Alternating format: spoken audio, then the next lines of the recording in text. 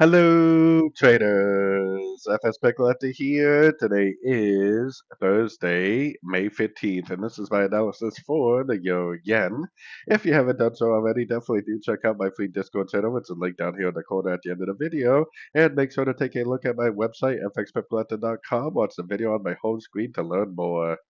So anyways, the Euro Yen definitely is pushing down pretty hard, but there's definitely no break of structure yet. And my higher time frame analysis is still very bullish. I still think we're going up for a wave C of wave B. So if that's true, that means that anything we see to the downside on like the 4 hour time frame and below should potentially just be a pullback to the last wave up. It should potentially bounce from a fib level and continue the uptrend. Now, I would like to see a nice three-way pullback, but I mean, obviously the yen pairs don't always make three-way pullbacks. Most of these moves down are just kind of impulsive pullback corrective moves.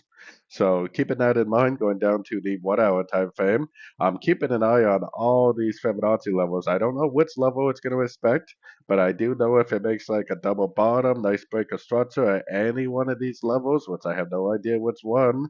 I just know that if it does this picture right here at any one of these Fibonacci levels, that's exactly what I would be looking for my next entry to go along for the continuation of the uptrend.